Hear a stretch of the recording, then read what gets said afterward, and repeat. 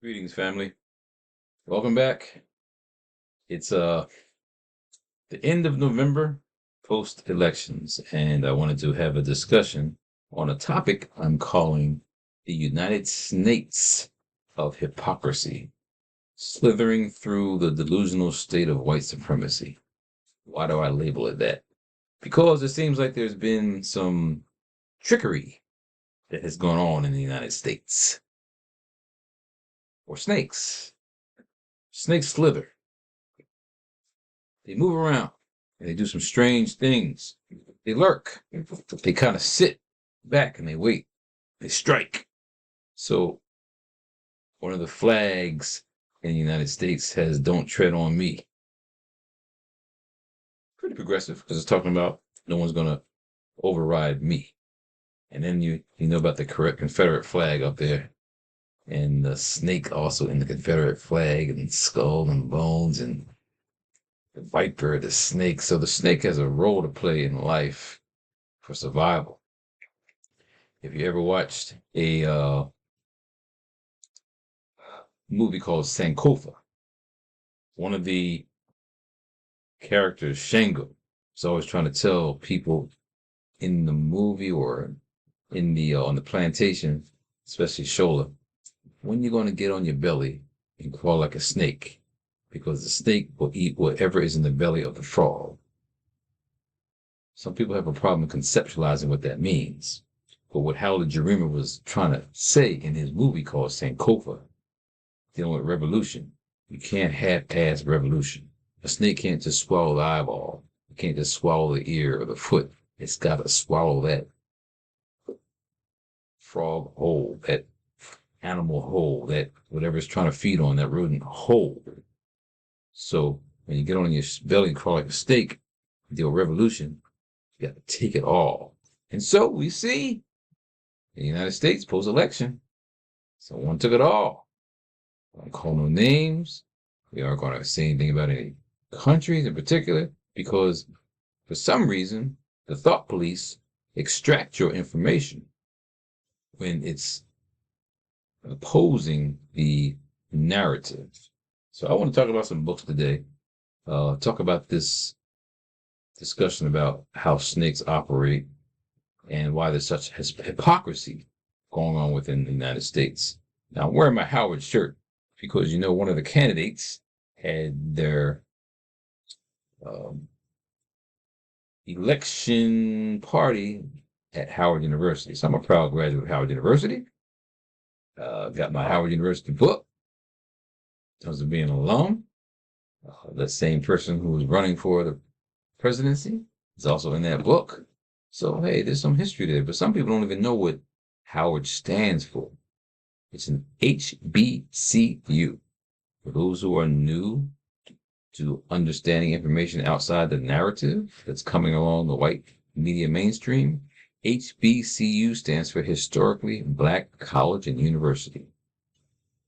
The first Supreme Court justice that was black on the Supreme Court was Thurgood Marshall. He went to Lincoln, I went to Lincoln. He went to Howard, I went to Howard. So there are progressive people that can be leaders coming from the institution like Howard. And so did one of those candidates. But was not selected, was not considered. There's a book by Jonathan Kozol, The Shame of the Nation, The Restoration of Apartheid Schooling in America. Not an exciting read, but it's very substantive to talk about the educational system and how we have a candidate now coming in to say that they want to dismantle this Department of Education. Jonathan Kozol, The Shame of the Nation. This was written in 2005. From what we saw after that election, 2024, we still have this: two nations, black and white, separate, hostile, unequal, by Andrew Hacker. This is a pretty good book. You can find this one a good read because it gives the history of this nation. And it's interesting because it really starts off with a it's like a classic. It's focused on the classic work of Gunnar Myrdal. If you can find this one, American Dilemma, The Negro Problem and Modern Democracy, Gunnar Myrdal. He went throughout the nation exploring this concept called democracy, because I don't think we quite have that. We have hypocrisy. Even one of the chapters, chapter 21, Southern Conservatism and Liberalism, the Solid South. So we know there was a Southern strategy for years to ensure that Black people would not have power politically. We know that we had this thing called, or concept called, the Project 2025. All that's based on not having a democracy. The Negro problem is, we can't give them power. And we're going to conclude today with a discussion of something that happened almost 100 years ago that explains the mindset of how snakes operate and work.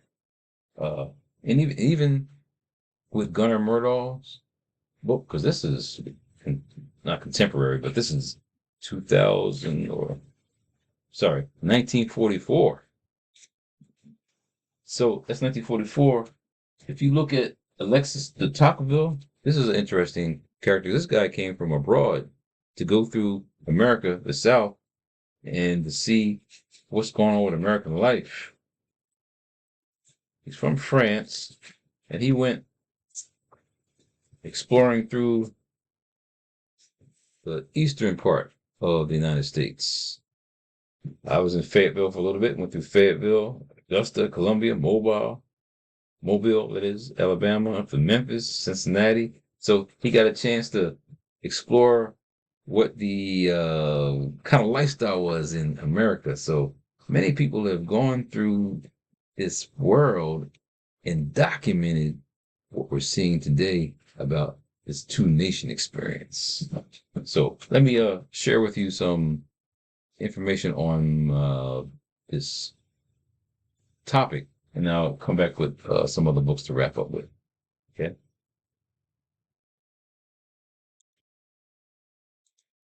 So when we say hypocrisy, there's a football player named Kareem Hunt who was released by the Chiefs in November 2018. After a video has surfaced of Hunt pushing a woman to the ground and then kicking her, authorities declined to proceed with criminal charges after the woman stopped cooperating with authorities. He's back and starring in the Kansas City Chiefs, who are like 9-1 right now and kicking butt and doing real well. He said he's back to be a righteous person. No problem. Give people a second chance. But look at Colin Kaepernick. Didn't give that brother a second chance. He didn't beat no woman down. He didn't do any criminal activity. No, he just stood up for Black people or anybody being brutalized by the system. So blatant hypocrisy. If you get rid of him, silence him, but you're going to allow this brother who's got a bad history. The brother used to be on Ravens, Rice. He was caught hitting a woman and doing something bad, so he was ostracized. But this brother's back. All I'm saying is the hypocrisy of the NFL, and it goes on multiple levels. For example, undercover hypocrisy. This guy named Benjamin Netanyahu is a drag queen. Why do we call it drag queen? Because you're dragging other countries into a world war. That's not a good place to be. So we want to be in a situation where we don't have others that are making warfare and bringing innocent people in for death. Hypocrisy. Then we have this, something you probably never paid attention to, but there was supposed to be agreement between France and the United States for nuclear power weapons like submarines. The United States said, hey, we're canceling that obligation with you, France, and we're going to work along with Australia and United Kingdom. And it's called AUKUS, A-U-K-U-S. It stands for Australia, United Kingdom, and USA. The United States pulled out of the deal with France so it could align with countries to fight China. War.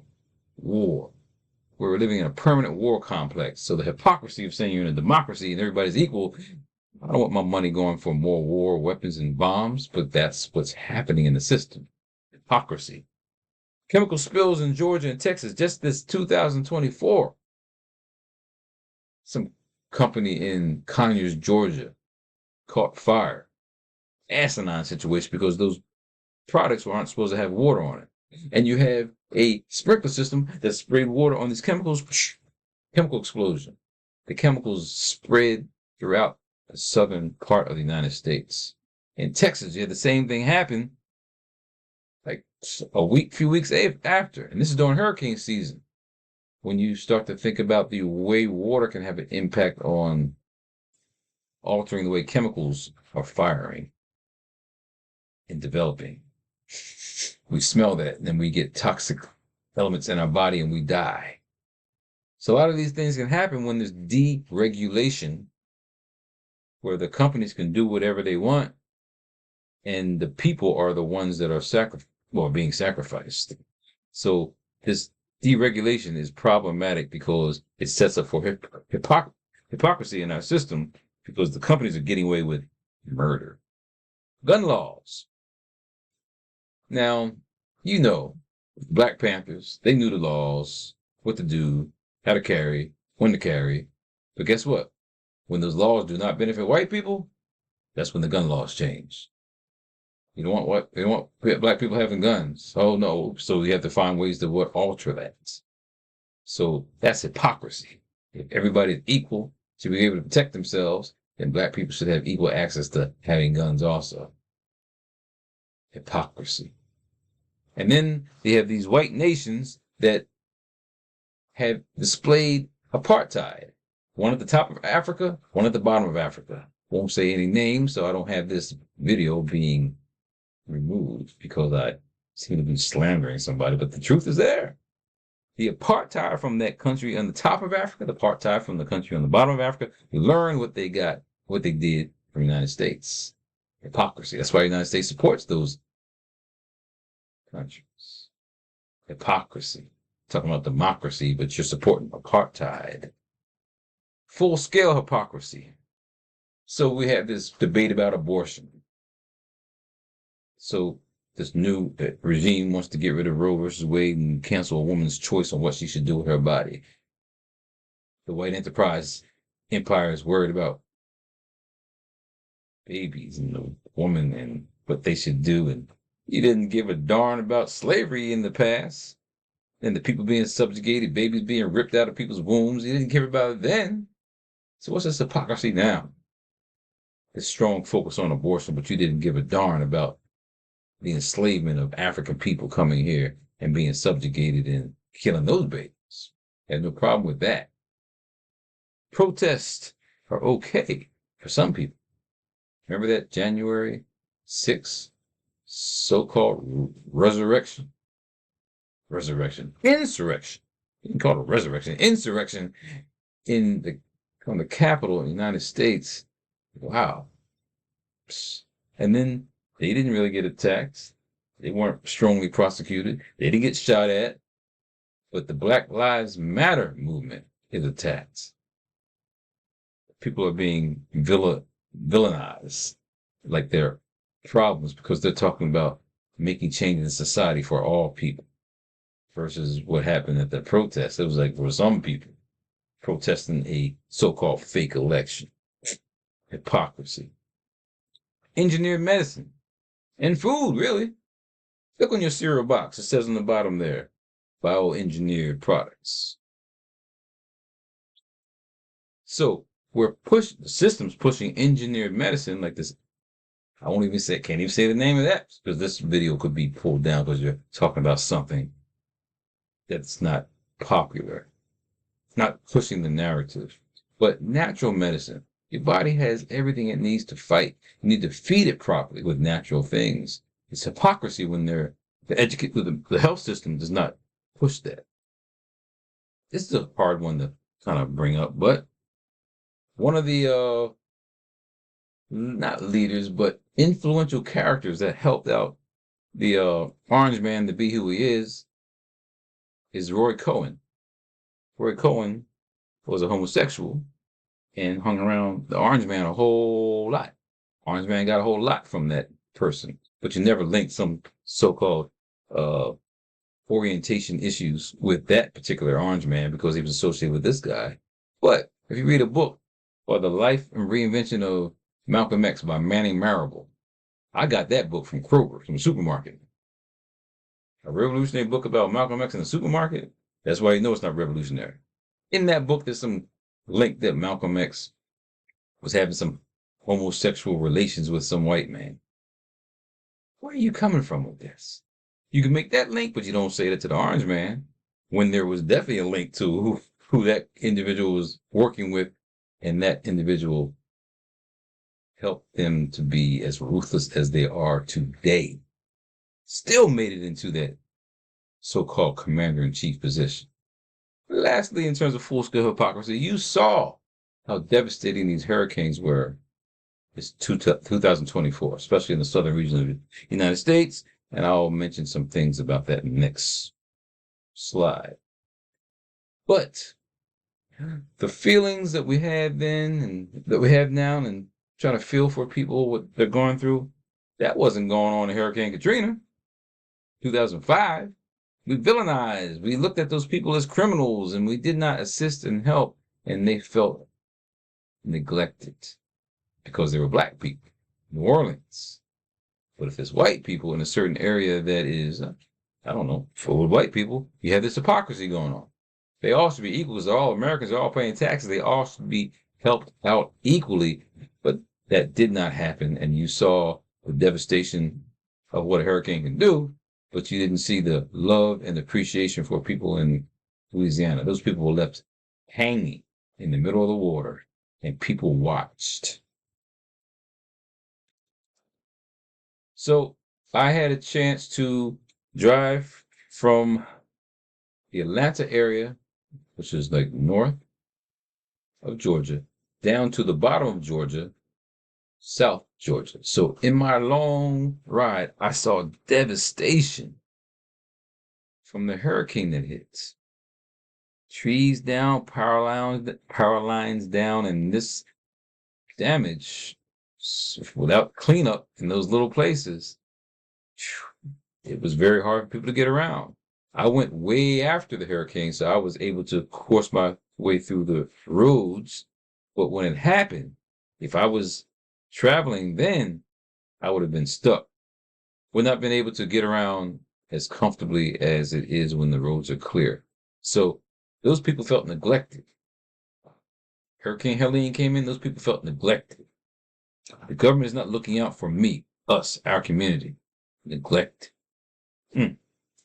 So while I'm traveling, I'm thinking about that scenario of people feeling left out.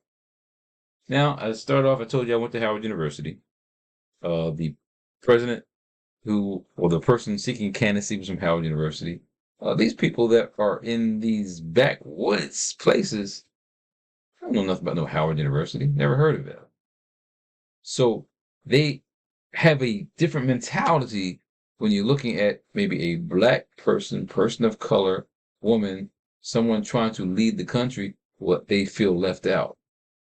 If the government kind of left them hanging as they feel when the hurricane came through, no one came in to help out, clean up, save, give money, help, so that people felt like angry.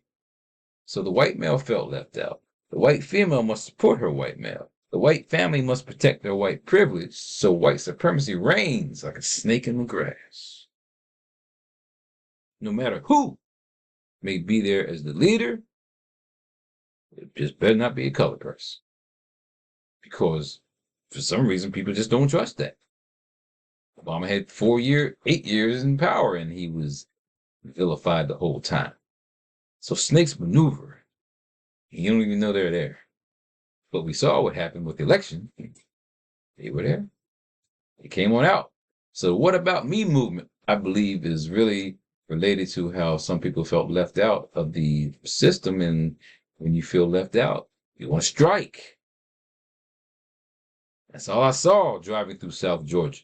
Went down to Brunswick, the same place that Ahmaud Arbery was murdered by 3 so-called vigilante cops, wondering why his brother's running in their neighborhood, questioning him. Shot him. Southern Georgia. Right. So I traveled from here all the way down here, all the way down through Savannah, down to the bottom of Georgia, St. Simon, Jekyll Island, Brunswick. All I saw were these signs for a specific candidate. What about me? That's how the people felt. That's why the votes went the way it did. So that's the backwards of just one location, but throughout the nation. As I said with Andrew Hacker's book, 2 nations. So what's amazing is that who was selected, chosen, if it was true and real, was really a cartoon character. Right. So that's now how do you make the difference between reality and make believe? So here is a little episode of a series on something called Black Mirror called The Waldo Moment. Yeah, a cartoon character was running for office. You don't believe me? God, check it out yourself. Black Mirror, the 3rd episode in 2013, way before the Orange Man had the first presence as the commander-in-chief. That didn't happen in 2016. This is 2013, so it's telling you what's happening, what's coming along. The episode tells the story of Jamie Salter, an unhappy comedian who plays a blue animated bear called Waldo in a satirical television program. After a politician he interviewed enters a by-election to become a member of parliament, so it's really along the English London side because it really was focused on Boris Johnson.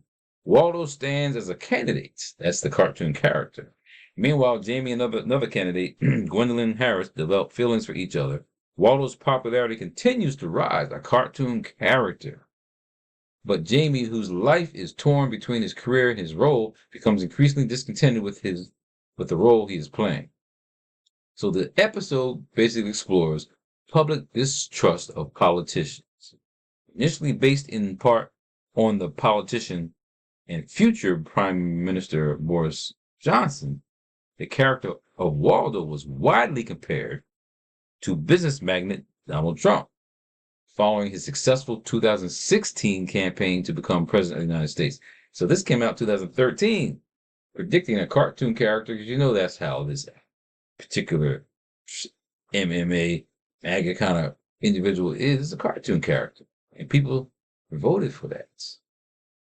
So qualifications don't matter. You can be a cartoon character, and you can make it. We know that both candidates were flawed, without a question. That's why the system should be changed, where we have at least 3rd party and 4th party and other candidates to choose from, because these cannot be the epitome of who we should be choosing as leadership. So, yes, Kamala has HBCU education, so she seemed to be someone that could be more diversified, well-rounded, to deal with all issues, but she's got her problems. Didn't make it. Howard University alum, but stood on the wrong side of history.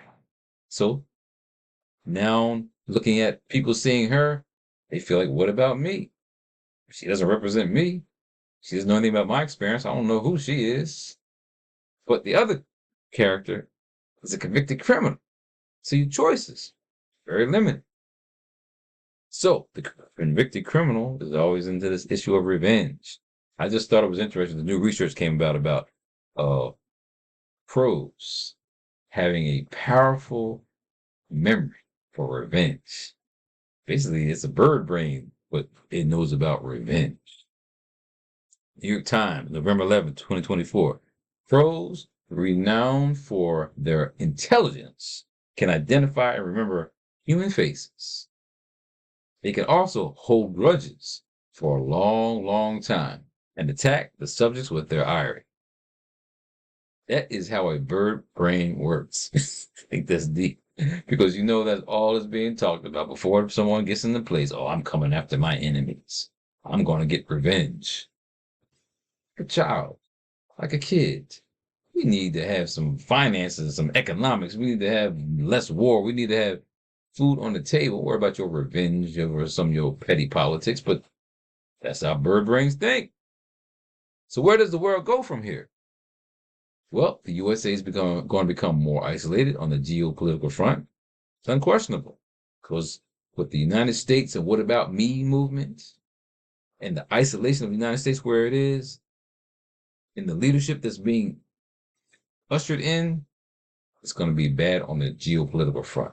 But leave Africa alone, okay? If you don't want to deal with black people, leave Africa alone, please. Increased racial hostility between MAGA supporters and other ethnic groups. It's inevitable. So people feel emboldened, like they can do whatever they want to do. You voted a criminal, and guess what? You can act criminal. Dangerous time. More difficult international travel experiences for melanin recessive people. How are you going to now be so mean to immigrants, kick immigrants out, be hostile to other countries, and you're going to be respected in other places? That's not going to happen. So people are tired and fed up, and so there's going to be a challenge. Just pay attention to that.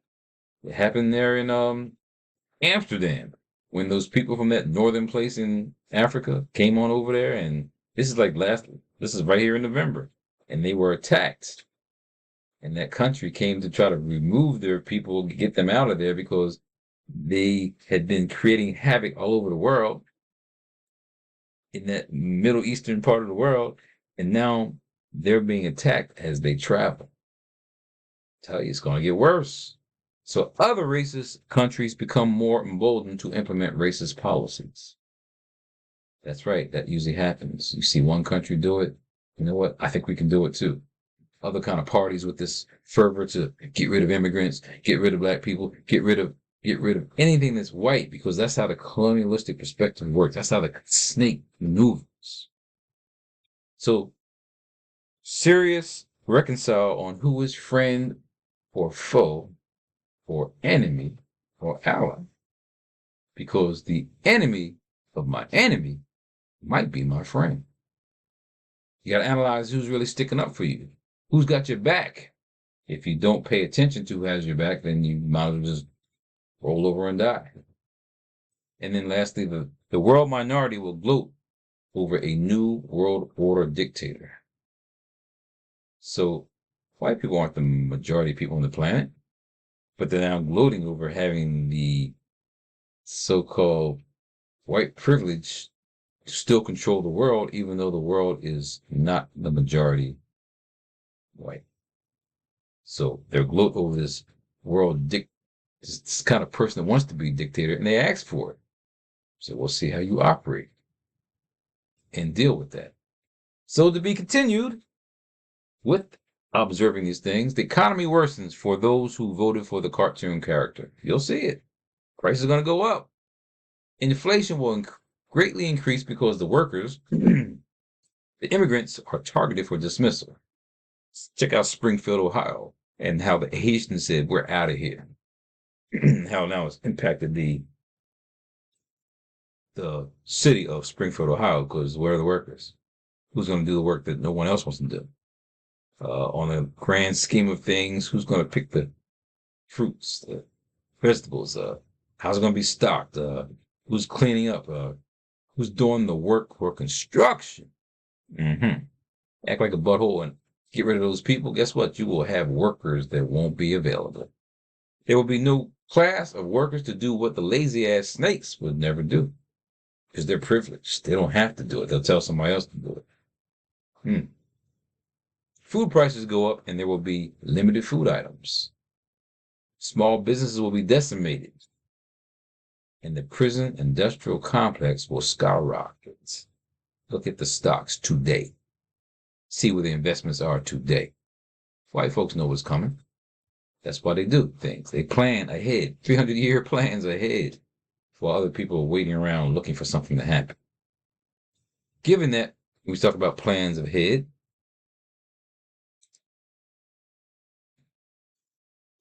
Nearly Fuller wrote this book. His thoughts and ideas on how in law, politics, religion, sex, is a non-compensatory independent compensatory code system concept that deals with racism, which is white supremacy. So what we just saw with the election, they got it constructed finally, neatly, to make sure that there's continual control of other people's resources, called greedy people. So Neely Fuller, you can check out maybe some YouTube presentations where they have like a little cartoon character talking what Neely Fuller's saying. That reaches some people when you have cartoons. Remember, you voted a cartoon character into the presidency. Dr. Welsing, she got her ideas from working with Neely Fuller. Definitely get ISIS papers, The Key to the Colors. You'll find that very valuable in this day and age. She talks about the driving factors behind why white people do what they do. They feel like they're numerically inadequate. There's not enough of them. And we know that because not the world majority. I told you that the what about me movement, like, what about me? So that's how they're feeling. So they feel isolated. And then genetically inferior. Why? Because they can be wiped out genetically. Without the lack of melanin, when white people keep mixing, there will be no white people in the future. So collectively, they may be thinking, how do I maintain the power? And this is the book that talked about, well, multiple authors got together and called it the Osiris Papers to talk about her work. Her book, ISIS Papers, was written in 1991, and her monumental article, I think, on the color confrontation, was written like late 60s, 69. This is 2020, edited by Raymond Winbush and Denise Wright. So the Osiris Papers, if you get a chance to get that, this is the black psychiatrist, Dr. Welsing, who broke down everything we're seeing right now. She passed, I think, 2012. She predicted that somebody like the Orange Man, this cartoon character, would be elected, supported by the system.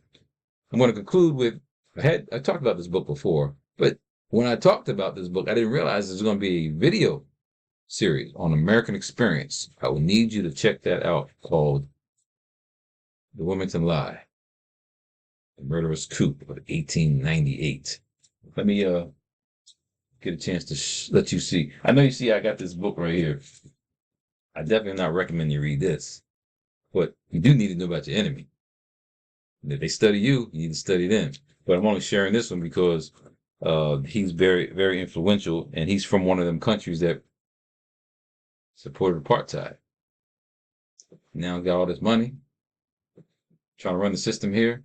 You're trying to tell me that that mindset from your cultural experience has no relevance to how you operate today? It has everything to do with how you operate. So be careful about that. So for us, we need to have some, as I said, studying your enemy, strategies for war. You understand we are at war on multiple levels. So we need to read books that talk about how you counteract things that are happening against you. So let me show this video. So actually, it's not the full video. This is just an excerpt from democracynow.org that explains the synopsis of the video that you'll be able to see on American Experience PBS programming.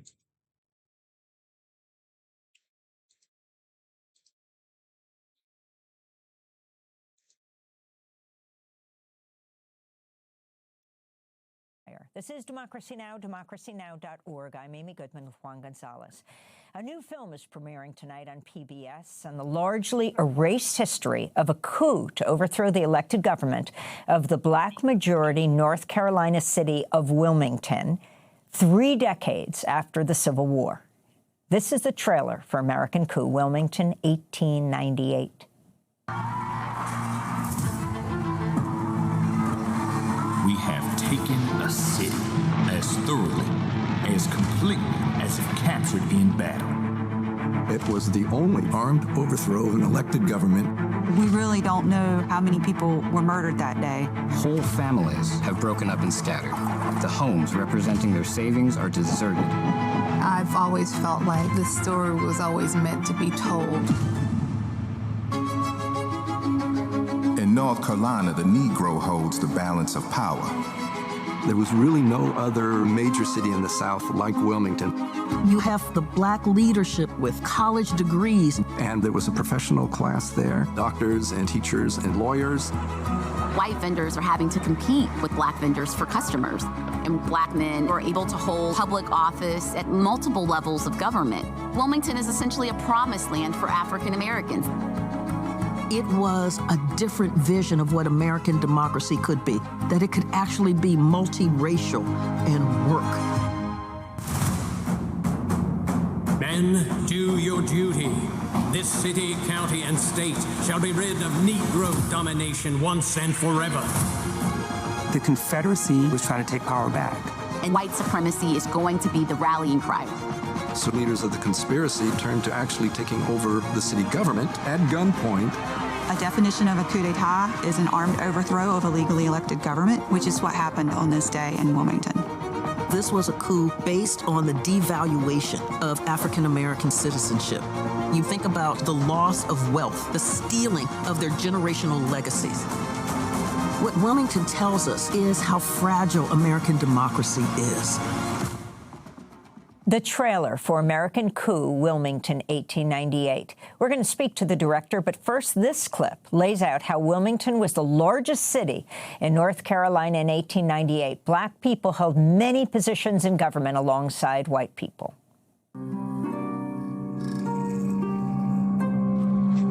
The removal of troops from the South ushered in the end of Reconstruction, and white supremacists are once again able to regain power. Democrats and Republicans of 1898 are not the Democrats and Republicans of the 21st century. Remember, what we had coming out of the Civil War was that Lincoln was a Republican, and the Republican Party was founded on an anti-slavery platform. That meant that most African American voters were going to vote for the Republican candidates. The Democrats were the Klan members. The Democrats were the slave owners, the enslavers.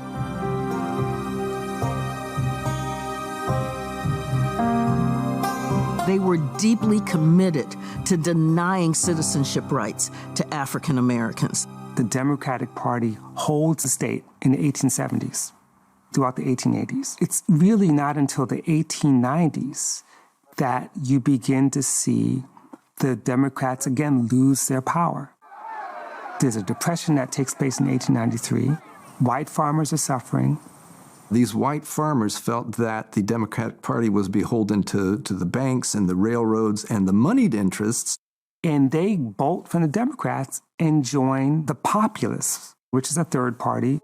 Neither the Republican Party nor the Populist Party had the voting power to unseat Democratic Party candidates if they were running in a tri-part election. So they formed an alliance, white populists and black and white Republicans. This became known as fusion. We see a political alliance between African Americans and working class white people. The populists were as racist as any of the members of the Democratic Party, but their economic interests were so strong that they were able to set that aside. It's not some kumbaya moment. We've got to be really clear about that. It was a pragmatic moment. So both in 1894 and in 1896, this fusionist coalition of black and white men are able to sweep the North Carolina General Assembly. North Carolina elects a fusion governor, Daniel Russell. They send George White to Congress, and they start to pull back all the things that the Democrats did to reduce democracy. So, for example, the positions that were once appointed in Wilmington are now turned into elected positions, which allows black people to run for office. It created really a situation in Wilmington that was unique.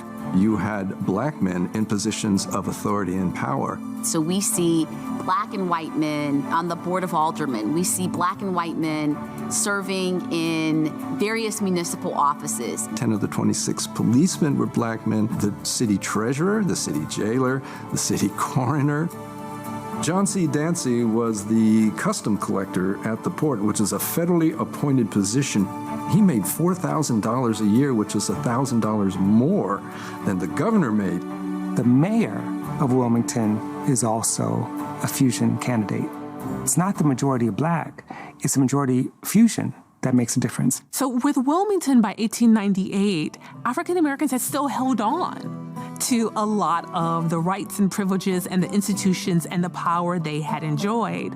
It was a land of possibility, a land of hope, a different vision of what American democracy could be, that it could actually be multiracial and work. That last voice, Carol Anderson, Emory professor. And this is another clip from American Coup, Wilmington, 1898, that describes an editorial in Wilmington's black newspaper, the Daily Record, before the coup. Rebecca Felton, she was the wife of a congressman in Georgia. She gave a speech to the Agricultural Society condemning white men for, in her mind, not doing enough to stop the black beast rapists and this supposed rape epidemic in Georgia. There was no rape epidemic, but she created one. White supremacist newspapers in Wilmington realized they could make something of this. So they reprinted her speech in August of 1898. And as soon as Alex Manly saw that, he sat down and wrote an editorial in response to Mrs. Felton. Mrs. Felton from Georgia makes a speech before the Agricultural Society at Tybee, Georgia, in which she advocates lynching as an extreme measure. Experience among poor white people in the country teaches us that women of that race are not more particular in the matter of clandestine meetings with colored men than are the white men with colored women. Meetings of this kind go on for some time until the woman's infatuation or the man's boldness brings attention to them, and the man is lynched for rape. Every Negro lynched is called a big, burly, black brute, when in fact, many of those who have thus been dealt with had white men for their fathers and were not only not black and burly, but were sufficiently attractive for the white girls of culture and refinement to fall in love with them. Tell your men that it is no worse for a black man to be intimate with a white woman than for a white man to be intimate with a colored woman. Don't think ever that your women will remain pure while you are debauching ours. Alex Manly editorial, Daily Record, August 18th, 1898. This was blasphemous. You know, to say that a white woman could actually desire a black man? What? The other point he made was that for generations, white men had been raping black women with impunity, and that had been going on forever, and nobody talks about that. Alexander Manly's rebuttal to Rebecca Felton was absolutely courageous. He didn't say it behind closed doors while he's talking with his friends. He did it in an editorial published in the Daily Record that has white advertisers. And so he's really putting himself out there. You had some members of the black community who were like, oh, Manly doesn't speak for us. There were many who perhaps, even if they believed it was true, thought that it was, too inflammatory to be printed.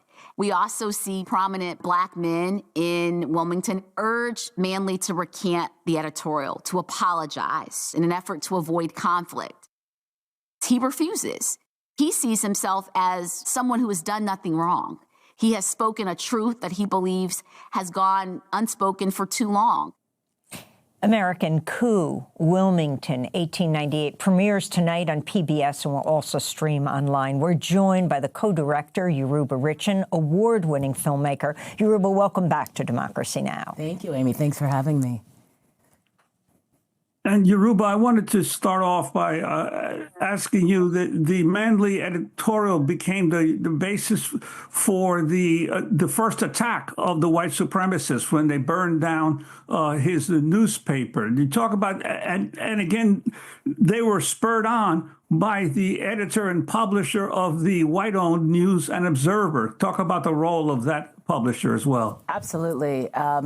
So the editorial that we just saw was used as the spark to go into action.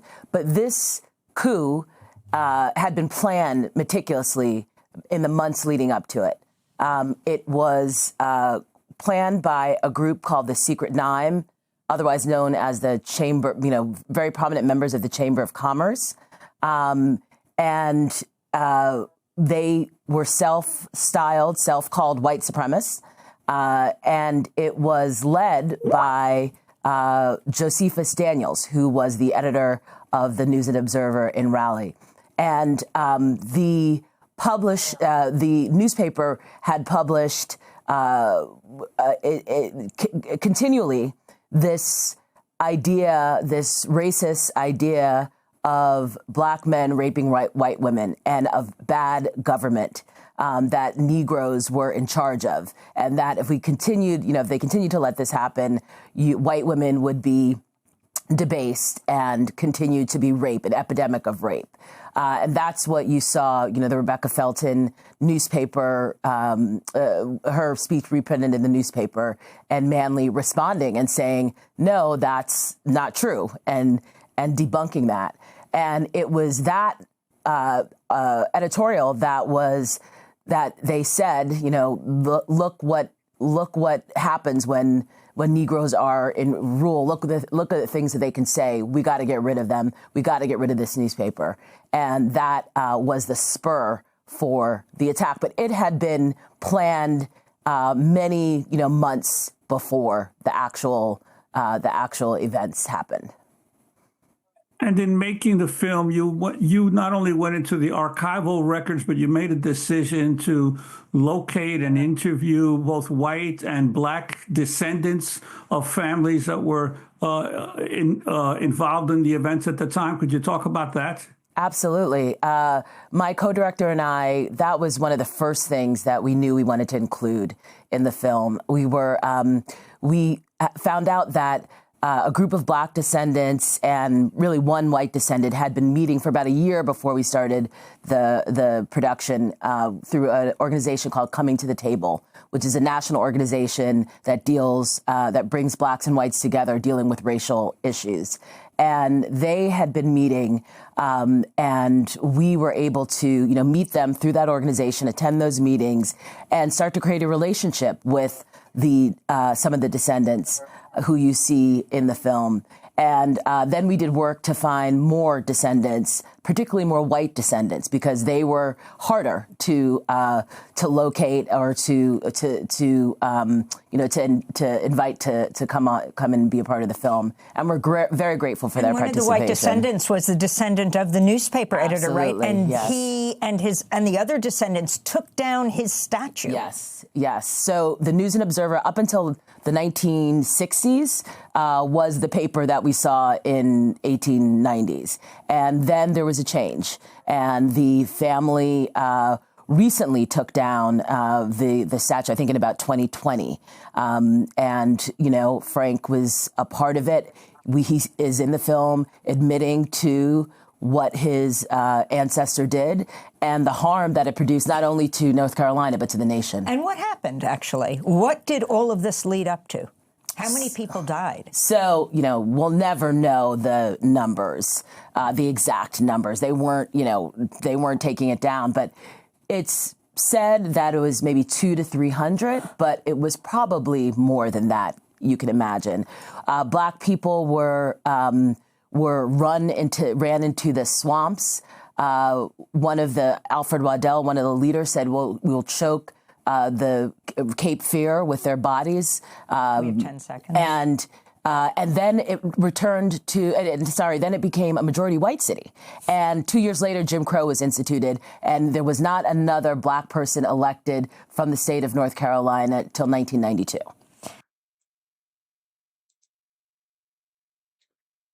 Please read, study, learn, and expose the enemy.